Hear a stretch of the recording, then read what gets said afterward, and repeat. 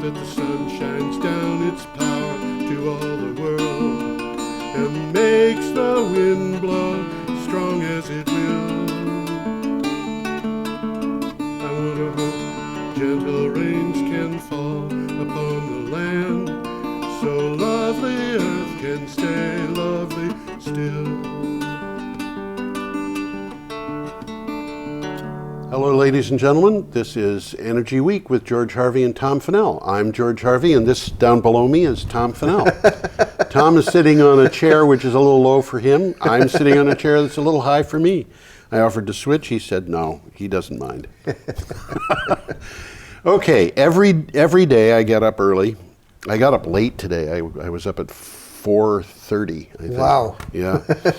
And I look at the news for the day, and I put up the headlines relating to energy and climate change and so forth at my website, which is geoharvey.wordpress.com. I put up about 10 to 15 news items, synopsis of each with a link to the articles. And those articles you can see by going there. Everything that we're talking about you can find by going there. But Tom and I go through the ones that we think are the most important for the week. The best of the blog. The best of the blog. That's it. So in this show, we're starting on Thursday, July 9th, and we will bring it up to yesterday, which was Wednesday, July 15th. So without further ado, I think we just start with an article that came from Wired. Hundreds of wildfires are burning in Alaska and Canada, fed by record high temperatures and drought. They mark a new milestone in the history of climate change. The fires may speed up the melting of permafrost, releasing methane into the atmosphere as the permafrost's natural insulation becomes fuel for the fires. There's a picture of the map, or it's a satellite view of Alaska. Right. And it can show you where those fires are. Yeah. They're widespread. Yeah. If you look at that angle where they're all going, that's covering almost 1,000 miles. That fire, according to the article, the amount that was burned at the time the article went to press was about the size of the state of Connecticut. And this is bigger than that now. Yeah, it's bigger than that now. And it is going to cause pollution problems downwind for hundreds of miles at least, and actually is already contributing to glorious sunsets in New England. But it's a serious problem, and the weather they had in Alaska was awful. They were doing temperatures of 91 degrees, a record breaker for the month of May.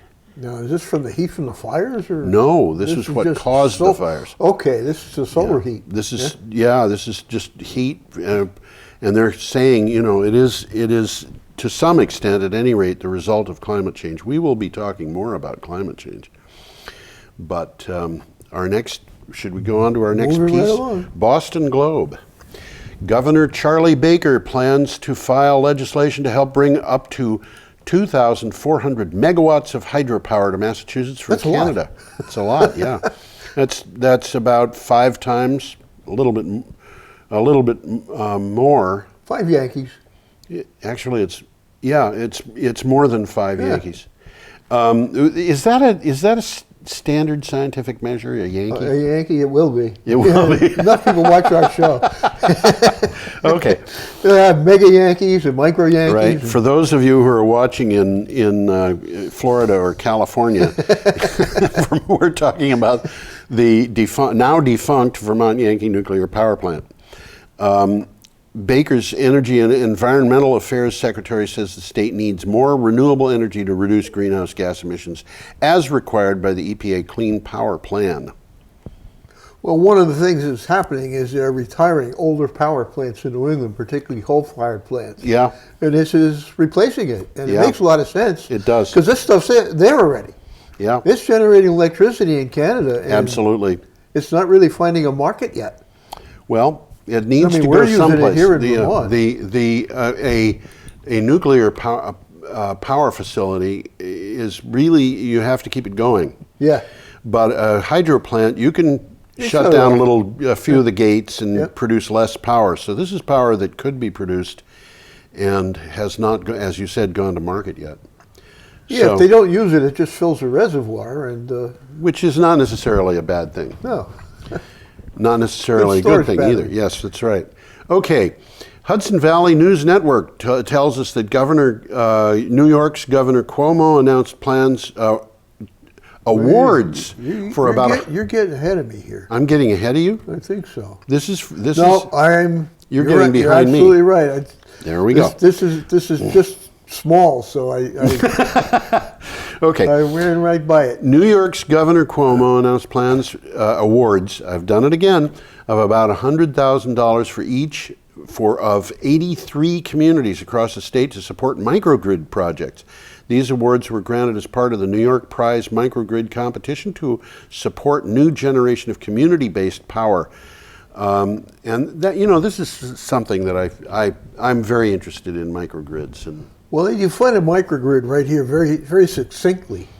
A standalone energy system that Yeah. can operate independently of the main grid in the event of power outage. there you go. Bingo. Bingo. And there's a group of people right here in Brattleboro that are looking at exactly this. Yes, there's a subcommittee of the Energy Committee in Brattleboro, and I believe you're on it, aren't you? Yeah. And I am too. I think so. Are you on the Energy Committee? Yeah. I am too. And you are too. Amazing, isn't it? Actually, I have not got to any of the Energy Committee's meetings as a member yet. I have been there as a non-member, but Well, you've only been a member for like about a week, right? that's right. Yeah, I just volunteered about a week ago. So, anyway, on Friday, July 10th, we got this from BBC News. Climate change is threatening the survival of bumblebees, significantly reducing the habitats in which they can survive, according to researchers. Natural ranges are being compressed in Europe and North America. The analysis indicates that warming is having a greater impact than pesticides and land use change. Well, the interesting thing that I read out of this article is that even though the bumblebees are wild, they do contribute to pollination of food. Oh, yeah. Not all of our things that we eat are Pollinated well domestic by honeybees. And Yeah. these guys pick up the difference. They pick up some of the difference. Some of the difference. Yeah, there are flies. Oh yeah, that do there's it, and there's other guys do it too. Other things that do it too. Now the problem here, what seems to be happening is the climate change. It's getting warmer, Yeah. and these guys can't, for whatever reason, migrate Yeah. very well. Yeah. They can't get a whole colony to move, and this is becoming a problem. They don't quite have a solution for it yet. Well, there is a solution, and the solution is stop putting the carbon into the atmosphere. But I suppose our next item comes from Clean Technica. This is something that I find kind of interesting. The Caribbean nation of Belize is now aiming to go 100% renewables, according to reports. All of its electric needs are to be met through renewable energy, and its transportation sector will fully embrace electric vehicles. The new goal is to get 89% of electricity through renewables by 2033, with a longer-term goal of 100%. Now, Belize is just below Mexico on the Caribbean, Yeah, that's right. so it used to be British Honduras. Used to be British Honduras. Yeah. So this And- is a place where they don't speak Spanish; they speak English. Well, they A little speak bit of both, They yeah. speak both, but Sarah Edwards, who is Yeah. a local Brattleboro person, has a place down there, and I believe she may even be living there full time now. I don't know. I bet it's a nice place to live. Yeah, I've known a few people who've gone there. They say that it's lovely. It's not a place I think I would like. I think it would probably be too warm for me, but nevertheless, there it is. From News and Observer, we got this one, which is Duke Energy Well, claims. this was interesting. Yeah, they're It's all kinda interesting. fun. This was kind of fun. Duke Energy claims a pair of power plants burning natural gas in North Carolina's Salisbury and Rockingham counties should get credit for burning biogas from swine waste in Missouri and Oklahoma. The North Carolina Pork Council is upset that it will not use the contributions of a single hog in North Carolina. And I bet those contributions are significant. I bet they are. North Yeah, Carolina's Midwestern got a pig lot manure. of pigs in it. I mean, this is a one of the things that they do in North Carolina is they grow a lot of pigs, and that is Well, we know what's happening. I mean, there's nobody that's making biogas in North Carolina. okay. And they're making biogas out in the Midwest. Yeah. So So they're piping it. they're piping the electricity. No, they're piping the biogas. No, I Yeah. don't believe it.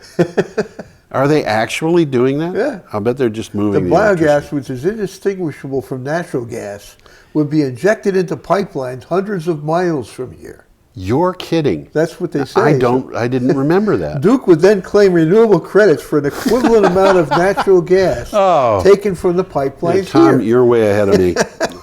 I'm just a talking head. Tom's the guy who thinks. Anyway. Well, I think I'm in agreement with the North Carolina pig farmers there. They ought to utilize that. All What they've are got they to do doing is, without utilizing it? They're spraying it on fields. yeah, all you've got to do is put up the biodigesters, and the U.S. Department of Agriculture said about a year ago, at that time we had fewer than 300 biodigesters in the United States, 16 of which were in Vermont. Yeah. And I think at that time there were none in California. There may have been one, but they said we needed 11,000 of them.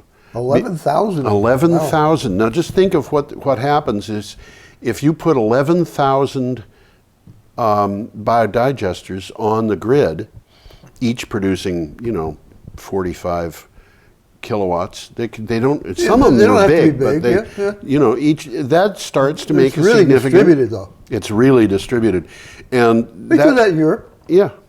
They're doing And it of in course, Europe right now. this could be very good for the farmers because the farmers can own these things. And by the way, gang, why don't the farmers in North Carolina get themselves some biodigesters? $64 question. It's going to happen. Okay, I can think the only, too. I'm only not thing just. they're trying to figure out who's going to pay for it. Yeah, well, they can probably borrow money from what is the name of the organization? Admirals Bank in Rhode Island. They're loaning mony all over the country for I'm renewable not familiar with things. them. No, I think that's the name. An Admirals Bank. Anyway, there are places they could go, and I think Well, the I'm sure they USDA would be very happy to help them find them. Anyway, okay, that was from News and Observer, and that was our next item comes from the Scotsman on Saturday, July 11th. This is a very interesting one too, and a little bit scary. This is scary. World seabird populations have suffered a staggering 70% drop over the last 60 years, according to new international research. This means around 230 million seabirds have disappeared across the globe since the 1950s. Climate change, overfishing, and pollution from plastics and oil have been blamed. And this is scary. What do you got there, Tom? Well, I just moved the picture down and read some of the text. Yeah. In Scotland, it's a big nesting ground for these species. Yeah. And 12 species, key species, have declined 42% between the time they began measuring it in 1986 and 2013. Right. Some of these are enduring particularly severe losses. Black-legged kittiwakes. I'm not sure I know what they are. Well, the picture is a picture of a black-legged kittiwake, and it's chick. Oh, okay. You can go back to that. They've lost 77%. This, and there it is. That's a. So it looks like a seagull, doesn't it? It's sort of, yeah. Yeah. Well, I it would look at looks that like and a say it is seagull. a seagull, and it's not. And it's they're trying to take care of its baby. The Arctic skua is even worse, 82%.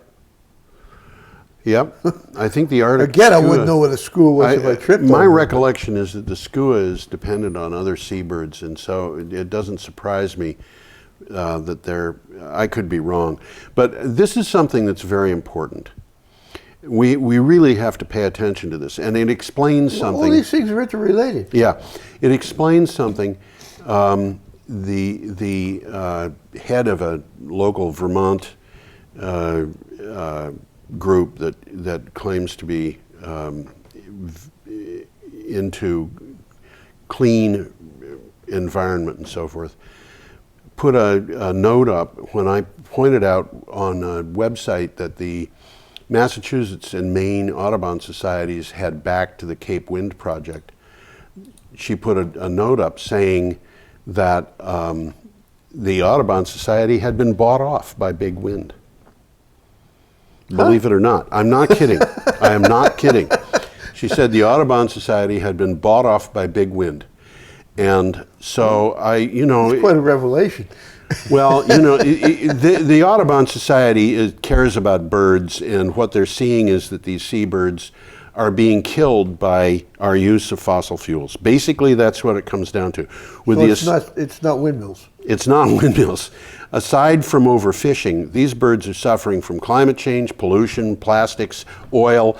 Mm-hmm. All of this stuff goes back to the problem of fossil fuels.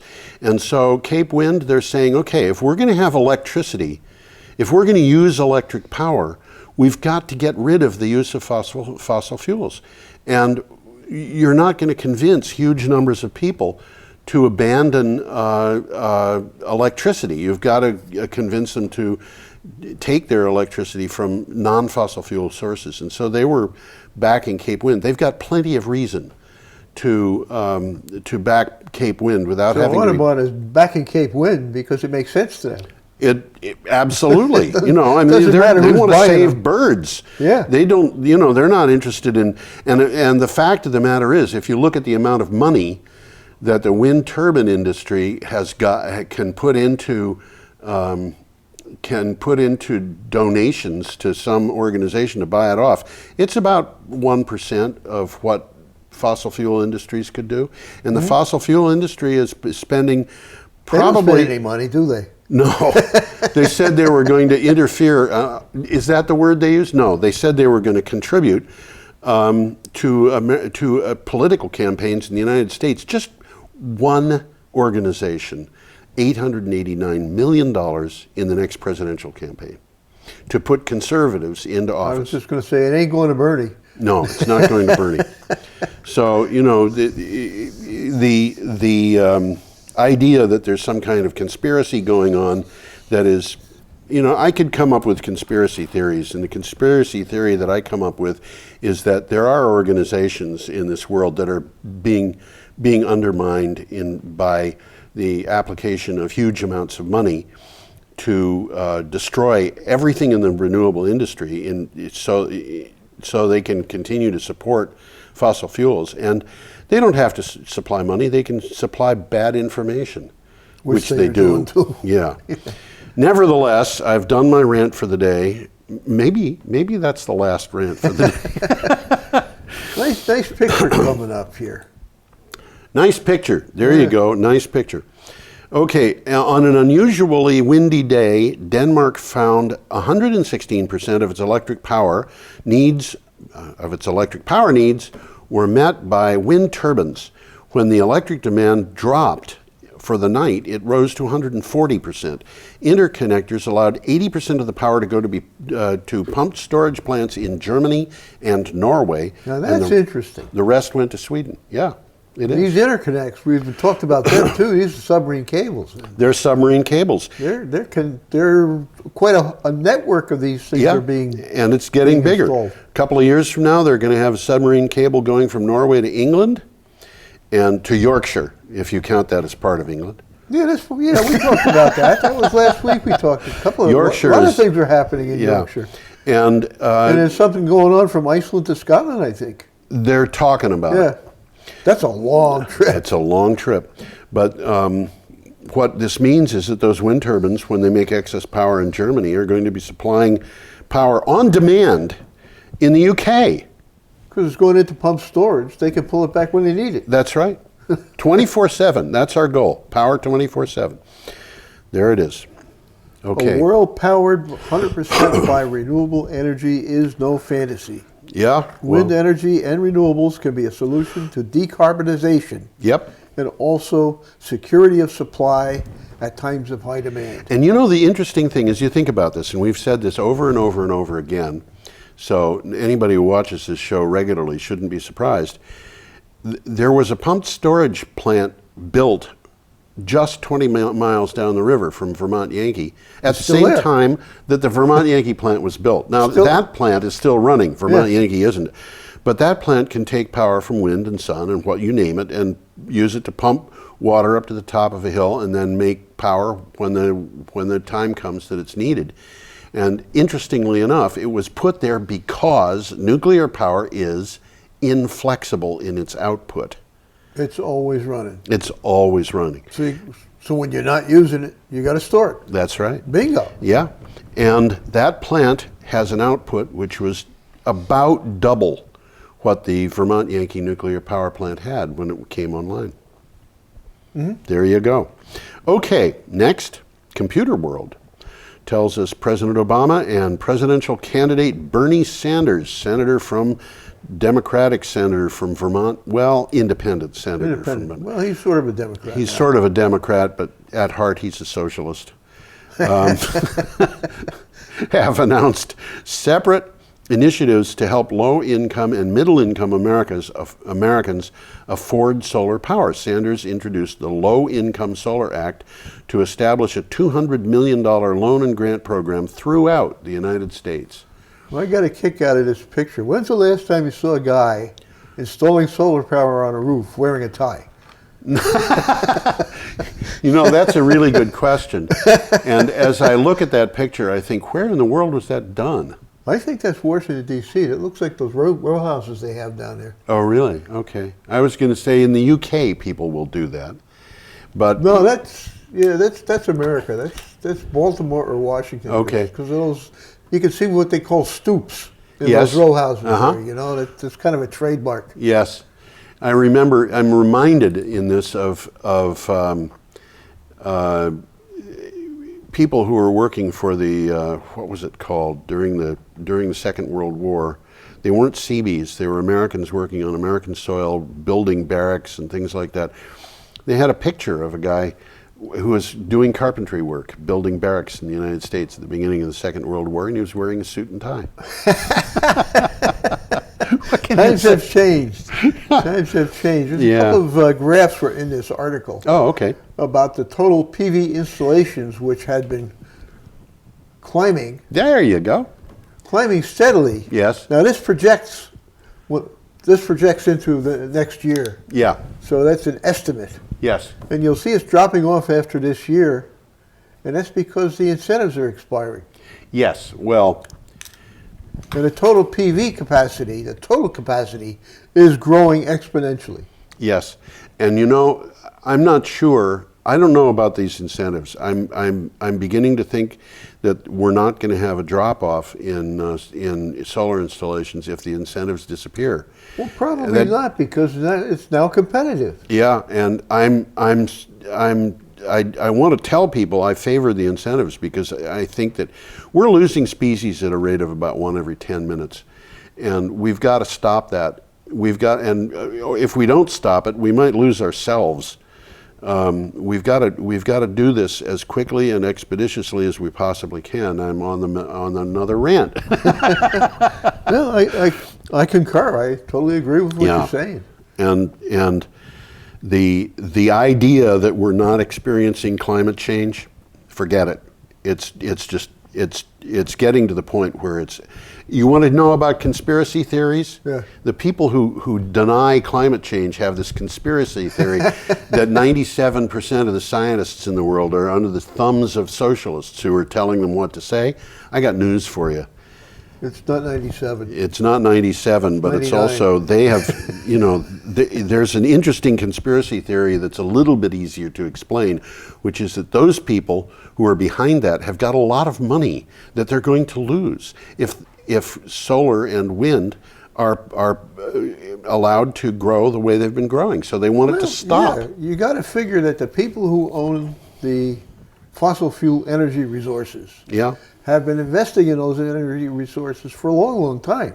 Yes. And now suddenly they're looking at the possibility of not being able to sell those resources. Yes, and they're putting still $600 billion a year into exploration and things of that, and developing new resources. Well, this is their business model. I mean, it is it's absolutely.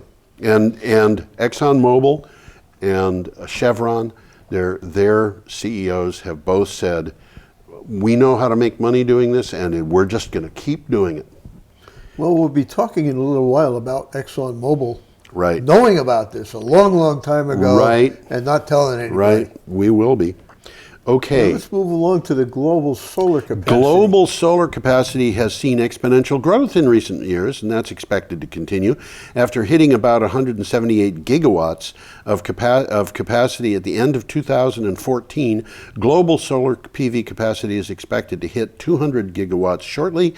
BSW Solar expects the global solar capacity to reach 400 gigawatts, doubling that larger figure within 4 years. This is growth. This is big growth. And 400 gigawatts of solar, I'm going to say that's probably about the equivalent of 100 nuclear power plants. Yeah, I think you're about right. Sort of. A little bit conservative. I'm being a little conservative, maybe 120. Well, the good news, according to this article, is that solar PV is growing all across the world. It's Yes, not it just is. Here, Yep. as it becomes more and more competitive very quickly. Which means that if we don't adopt it, we're becoming less and less competitive very quickly. And that's what certain people want us to do, most of whom claim to be patriotic Americans. Of course. What is going on here? What's good for General Bulmos is good for America. There you go. The original quote was General Motors, but Al Cap turned it into General Bulmos. But General Motors isn't supporting this anymore. No. Oh my gosh. Well, as it says here, in a quickly growing number of places, solar power is the cheapest option for homeowners, businesses, governments, and societies. Yes, indeed. So, there you go. This is progress. This is progress. This is what's happening. You can't take it away. Yes, that's right. Okay, the Guardian tells us what it has emerged that the Australian government is putting a stop to solar investments other than the largest industrial scale projects. It opened up another front on its war on renewable energy by pulling the plug on investments in the most common form of alternative energy, rooftop and small scale solar. And this really tells you what they're interested in doing is catering to the desires of big companies. Well, in Australia, the coal industry has had a very privileged position in society for a long time. It's very lucrative to Australia, has been, and these are the guys that are behind this. Yes. And we'll find out in a little while that the states of Australia are fighting against the federal government. Right, and they're going to have, solar penetration in terms of rooftop solar in Australia is a multiple of what it is in the United States. And it's all individuals doing this. It's individuals doing it. And I think what you're going to find is this government, which has got very low approval ratings, is going to have much lower approval ratings because most of the people in Australia have said they would prefer to have their own solar on their own rooftops. So, well, it's happening right here. Solar power is rising in New Hampshire. There you go. Foster's Daily Democrat ran an article that said the Stratham-based alternative energy company Stratham-based alternative energy company hopes to change New Hampshire's status as a solar energy laggard. New Hampshire Solar Garden, it's nhsolargarden.com, is working on building solar arrays all over the state that would create more solar energy in New Hampshire than all of the current solar energy projects combined. That's who this guy is. There he is. He's behind that energy. Yeah, I got to talk with him. Maybe we get him on the show. He can't be too far away. Actually, that's true. We should see if he'd like to be on the show. I have to talk with him in the next couple of days. Oh, good. Ask him if he wants to come. Because I'm gonna have an article that I have to write on him for Green Energy Times. So it would just make sense to do that. Yeah, there's a takeaway here. What's that? Well, as you already said, Granite State's been lagging. Okay, Yeah. and here's some of the numbers. New Hampshire currently has around 7 megawatts of solar energy installed statewide. Yes. It's ranked 33rd in solar development nationally. Yes. Okay, Massachusetts is ranked 4th in solar development nationally with 308 megawatts of solar energy, almost 10 times as much. A little bit of a difference. Vermont is ranked 22nd. We're in the middle.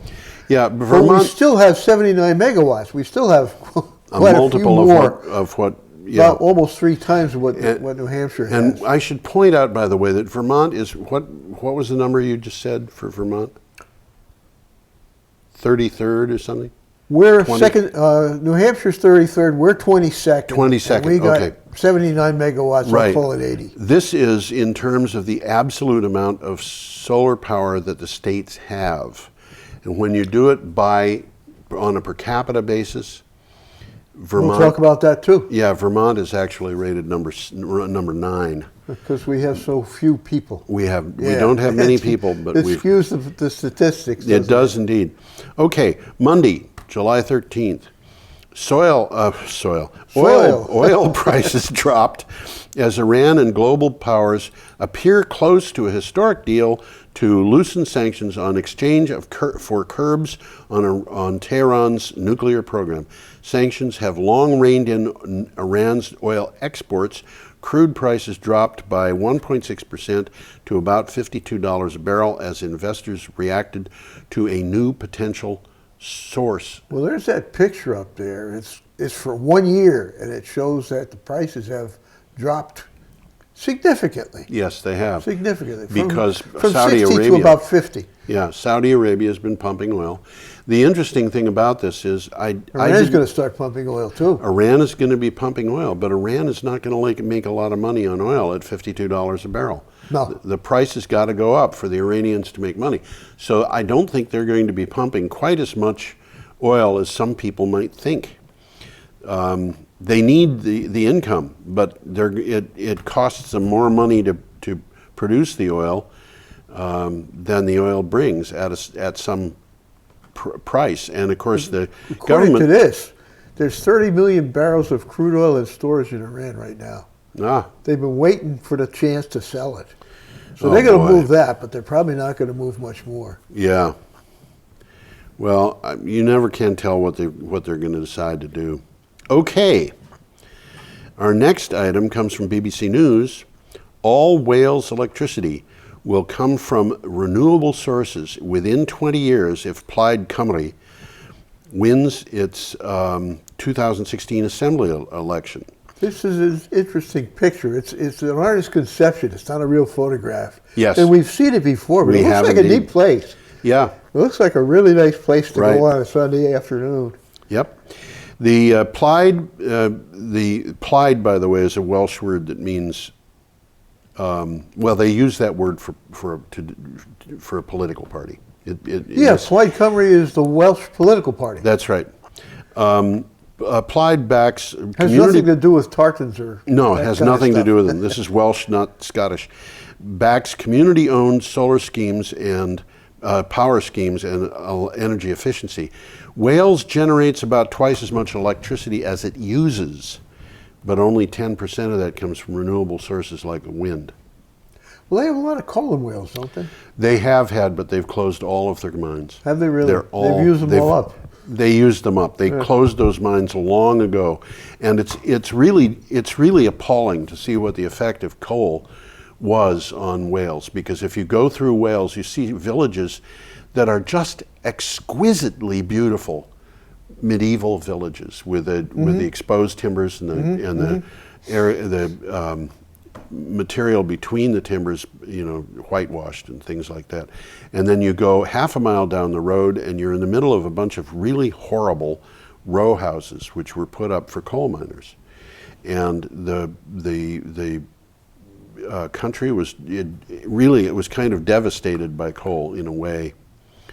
But okay, our next item. Back to the south. Back to the south. Back to the south. Or south. Our south, yes. Yes, that's right. I saw Denver Post had sent us this, and the article came from the Denver Post, but it's about our south. A $600 million project by Iberdrola Renewables will put 102 wind turbines on 22,000 acres near the coastal community of Elizabeth City, North Carolina, with plans for about 50 more. That's 50 more turbines. It will be the South's first wind farm. It will generate about 204 megawatts, enough electric power for about 60,000 homes. Now, that is, that's happening really.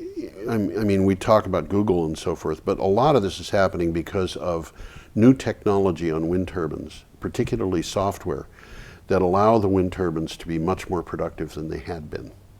We've kind of touched on that a little bit. They're getting pretty sophisticated. They're getting very sophisticated. Turn these on and off individually and rotate them a little bit. I was amazed when I found that the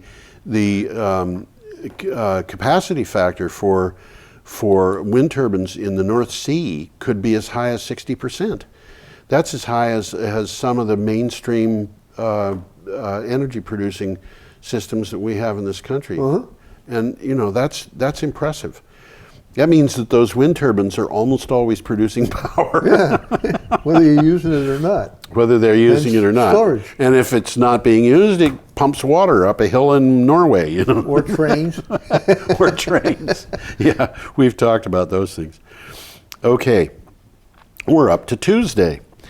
I'm trying to see, is there anything else we want to talk about here? On that, yeah, take a look quick while I'm... Wind farms in 36 states generate about 5% of U.S. energy, which is not much. It's low compared to countries like Denmark, which is 28%. Yeah.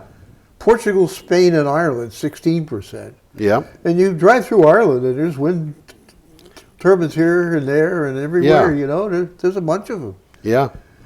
South Dakota and Iowa, the two leading states, derive about 20% of their electric energy from wind. Wow. So that makes some sense. It does. It does and indeed. The Energy Department is looking at that 20% number and saying we, the whole country, can average that.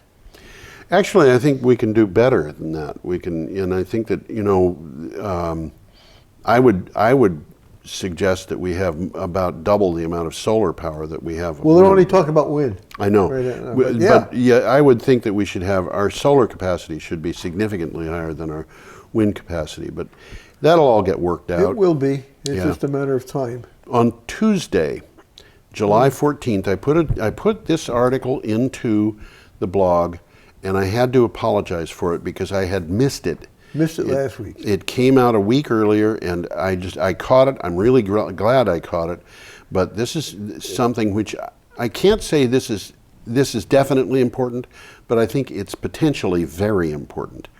ExxonMobil, this comes from The Guardian, but it was all over. ExxonMobil, the world's biggest oil company, knew as early as 1981 about climate change, several years before it became a public issue, according to a newly discovered email from one of the firm's own scientists. Despite this, the firm spent millions of dollars over the next 27 years on climate-denying research, which means that they were paying somebody to say that ain't happening, and they knew that it was. And this is exactly the kind of thing that meant that the tobacco industry went from winning lawsuits left and right to losing lawsuits left and right. And there have been a lot of suggestions that ExxonMobil and possibly other companies be sued for the damage that they have done.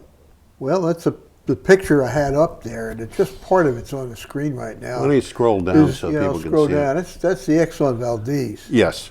Okay. And I don't think they've been fighting a lot. I don't think they've paid a nickel of it. They've been fighting it. Yeah. They made a mess of things. They don't want to pay, so they fight it. And this is a standard kind of thing in courts. You know, you don't want to pay, you fight. When you lose, you fight some more. You know, the longer you can keep Drag your feet. going, the better your bottom pretty line soon looks. everybody's going to forget about it. Yeah, and the generation from now, Exxon Valdez, what's that? Yes, that's Some kind right. of Spanish guy? The really important thing here is that the CEO and so forth of the company is making a lot of money, and they want to have the next the next group of people in charge be the people who are there when the money is paid, because that's going to represent a loss. Yeah. So they're trying to kick the can down the road. They want to kick the can. Yeah, absolutely. That's what they want to do. Well, the story here is a guy named Lenny Bernstein, not to be confused with the comic. Composer. Yeah, he's a composer. He's not a comic. Yeah. He's a musician. Yeah. He worked there 30 years. Apparently, he is now retired, and he's blowing a whistle.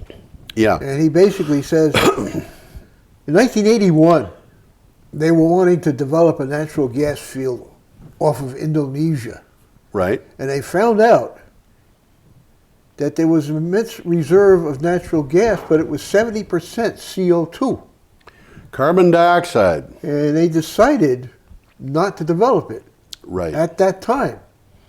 But they didn't tell anybody about it. So they were well aware of the potential of all that CO2 causing damage, Right. causing mischief. But they said, well, you know, we won't do it, but we're not going to tell anybody about it. Right. He is now retired, and he's talking about it. And having made that decision, which was based on the idea that it would be potentially too difficult for them, they continued to deny that climate change was a problem. And of course, what we're seeing now is that they and other organizations spent a lot of money, a lot of time, a lot of effort on convincing a lot of people, including almost all of the candidates running for president in the United States Right now. in one political party, that this isn't real, it's not a problem, and they don't, you know,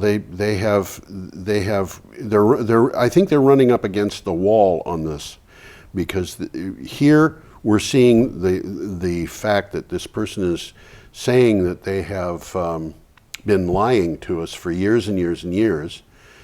And at the same time, we've got news like we had earlier today saying that scientists are really very close to 100% in agreement that climate change is happening, that it's caused by human beings, and that it's potentially dangerous. Absolutely. So, Quick takeaway here. yeah, Over the years, Exxon spent more than $30 million on think tanks and researchers that promoted climate denial. right. Some climate campaigners have likened the industry to the conduct of the tobacco industry, which for decades resisted the evidence that smoking causes cancer. Yes. It's a good analogy. I think really it's. I think it is. It would take something very wrong with this thing that has been reported for it to go any way other than being a serious problem for the fossil fuel industry. I mean, if it turned out that this person was simply lying, which does not seem very likely. Apparently not. They've got a lot of evidence. Well, they've got evidence also that the industry was in fact underwriting efforts by people like Willie Soon to be scientists they could quote as. He's mentioned in that article. Yes, he is. And just for anybody who's watching who doesn't know, Willie Soon wrote, I think, possibly a dozen articles over the years, that a period of about 9 years, that denied that climate change was happening as a result of human action. And he is not. We talked about that here too. We did. He is not a meteorologist or a climatologist. He is, in fact, an astrophysicist who was at Harvard. I don't know if he is anymore. Harvard University was looking at the possibility of firing him over this. But the papers that were produced were being printed in peer-reviewed journals.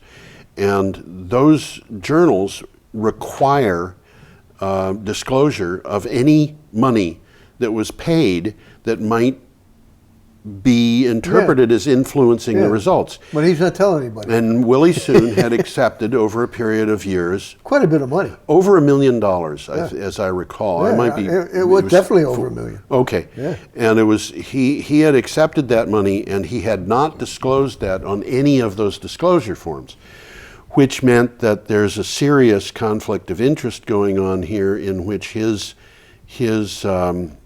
backers are not being disclosed. And so basically what's happening is the people who are backing him are saying that it's a matter of character assassination, and the rest of the world, I think, is saying that it's a matter of considerable dishonesty. But apparently... You're being kind. I'm being kind? Well, I try to be kind all the time. Sometimes I rant, sometimes I succeed in withholding that tendency. What have you got a picture of there, Tom? This next one really is a two-part thing. It's Okay. about the Australian government, Right. the federal government, and the states. Yeah. And the states are starting to fight back because the federal government is saying, hey, you know, Yeah. we don't want to use this renewable stuff. Right. The Chattanooga Times Free Press. A new energy plan for the next 20 years released by the Tennessee Valley Authority I Projects. think that's the next one. That's the next one. Yeah, Oh, we're on the you're ABC right. I'm Online. very sad to say you're right. The other one, it's on the same subject. So Yeah, it is. I can see how you can get mixed The up. Clean Energy Finance Corporation could have an avenue to fight the Australian government's ban on investing in wind power and rooftop solar. A senior lawyer says the Abbott government, which is the coalition government in Australia, already tried to abolish the taxpayer-funded $10 billion Clean Energy Finance Corporation twice, and is now trying to redirect its efforts. Now, the CEFC is an Australian entity that was formed to promote clean energy. That's right. And what they're saying now, It's a bank. yeah, what they're saying now is they only want it to be used for Fossil fuel. they want it to be used for research, and the research is, a lot of it is how to make fossil fuels cleaner. Yeah. And the Abbott government is backing the mines, and I've been seeing a little bit of suggestion in the news, actually not a little bit, but a fair amount of suggestion in the news, that the mines are starting to pull away, the mining companies are starting to pull away from the backing for the Abbott government and its position, because That's interesting. Why is that? well, if you look at I've forgotten the name of the company. Biggest mining company in the world is an Australian company. Coal is an interesting problem for them. They make a lot of money from coal, but they make a lot of money from other things. And in order to get those other things going, they need power in the outback where there's no power transmission lines. So they've got a choice. They put in the transmission lines, or they truck diesel oil there and burn that, or they put in renewable power.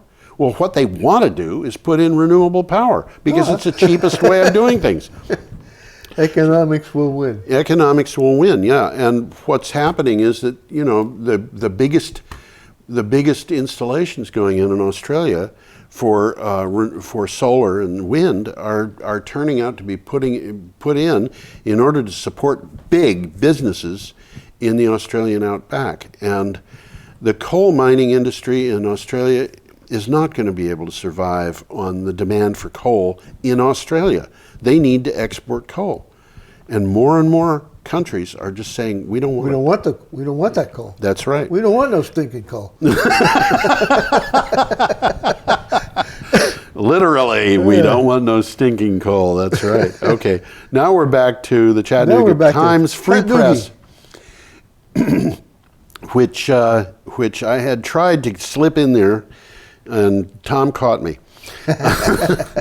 A new energy plan for the next 20 years released by TVA Projects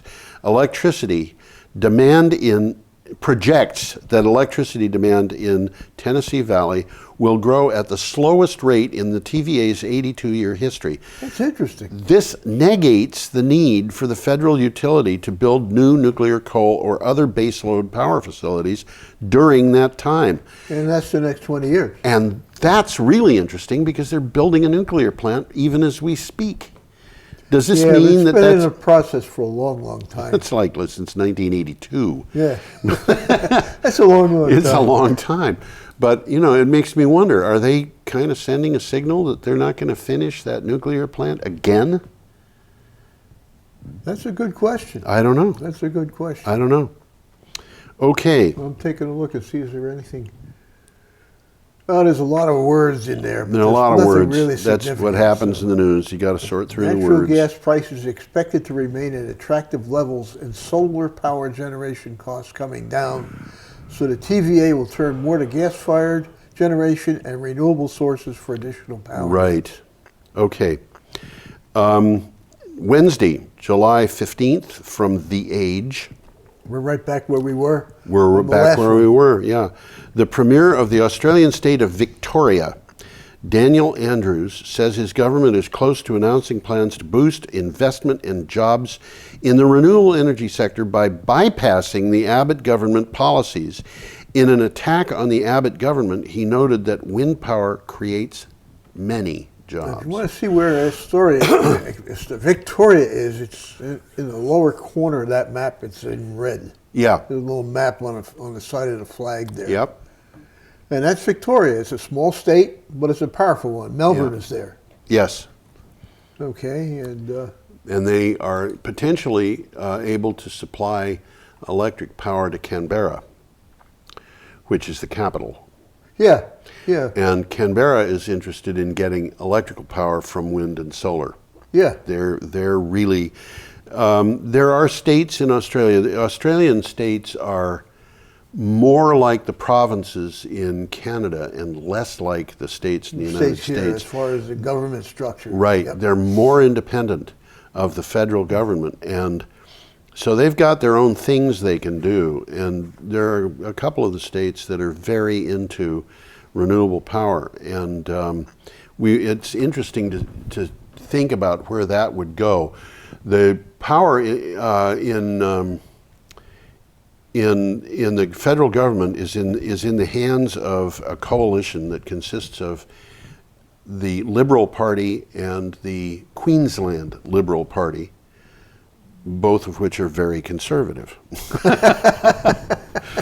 Okay. The term liberal in the rest of the world means a little bit different thing than it does in the United States. Economically liberal. Yeah, that Liberal Party is like, we're for business,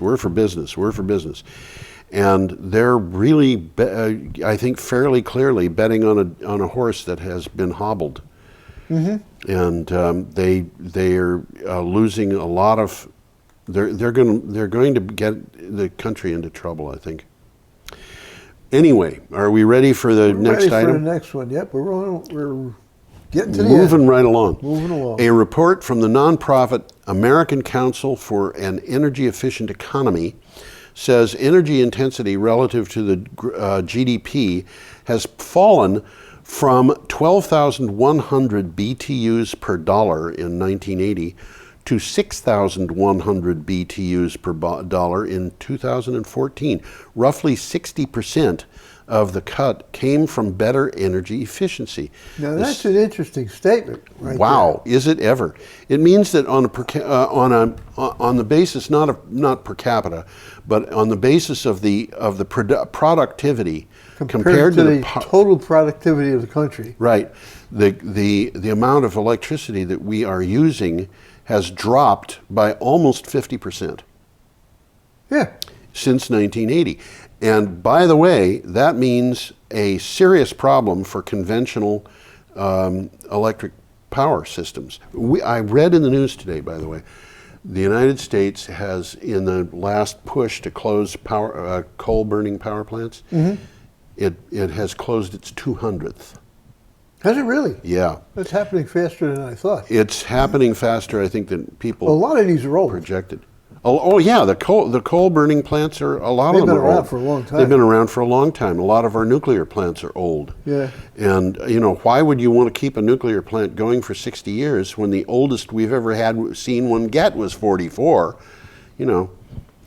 I was listening to Chris Lenoir's show this morning. Yes. And Okay. Efficiency Vermont was on. Oh really? Okay. And they're doing a great job in Vermont. Really, they are. The people in Vermont, it's really interesting to see what's going on. Well, for one thing, light bulbs. Light bulbs. You could save 60% just by changing your light bulb. Yeah, I have a light bulb going off And these above my light head. bulbs, if they were based on the cost of manufacture, they'd be selling for about $5 a bulb. Yeah.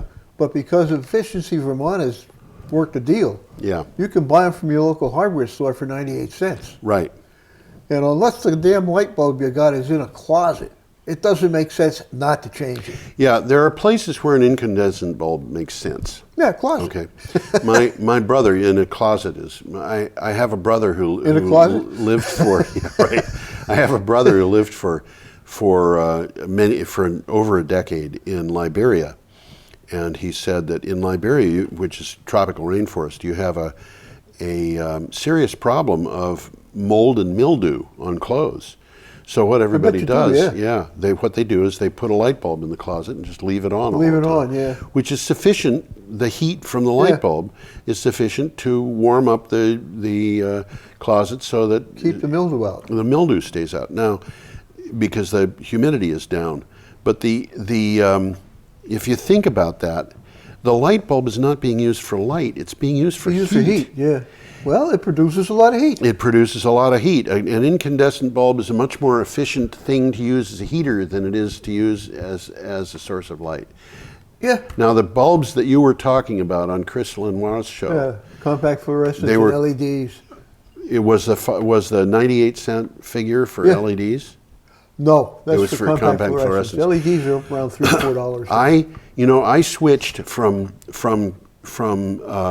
conventional light bulbs, the resistance-powered incandescent bulbs, to fluorescents, and the compact fluorescent hadn't been invented yet, or if it had been, it hadn't appeared commercially. They used to have things you could screw in that had a circular tube. Yeah. And I did that conversion, I guess, in 1982. That was about right. Yep. Yeah. That was the leading edge of technology then. For a long time, I was telling people, you've got to get rid of those incandescent bulbs. You've got to switch to fluorescents.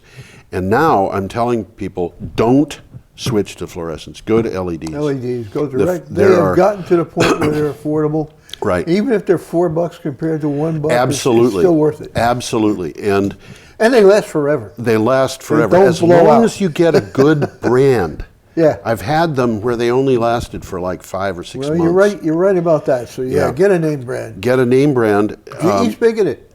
Yes. And they are unlike... GE's not making these things. They're coming from China like everything else. But so what? At least they got quality control. Yeah, the compact fluorescent bulbs have got disposal problems. Well, all fluorescents contain mercury. That's right. Now, we come to our last item. Back to the South. Yes. Alabama Power petitioned the Alabama Public Service Corporation last month to install up to 500 megawatts of renewable energy products, including solar power. A company spokesman confirmed. The company is seeking a way to provide renewable energy to corporate customers who want it in their energy portfolios. This is from AL.com. So what we're saying here is corporations are saying to the Alabama Power Company, we want you to sell us some renewables. That's right. So that we can tell our stockholders we're green. Yeah, and we can tell other people we're green too. You know, I mean, it's becoming an important issue, not just politically, but it's an interesting development. It really is indeed. It's coming from the top down. Yes, and it makes you think that all of the money that's going to be going into these presidential campaigns in the next year that have been promised is going to be talking about how we should no longer fund renewable power with federal money and so forth. Yeah, I've heard that already. There's a certain amount of truth in that. Yeah. Nevertheless, it's disturbing.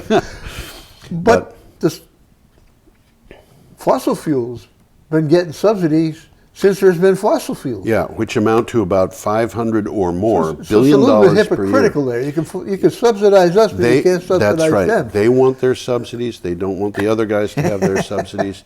And in the process, these people who are claiming to be politically conservative, pro-democracy, all that good stuff. Patriotic Americans are putting America at a greater and greater disadvantage worldwide. Now, we've come to the end of our hour. We're at the very end. So I will say goodbye. You've got to put yourself on the TV so people will be able to see you wave, because otherwise, you You're just going to have a You hand still have come to into the remember picture. which hand to put up. I think it's this one. See you later. And makes the wind blow strong as it will. I wonder how gentle rains can fall upon the land, so lovely earth can stay lovely still.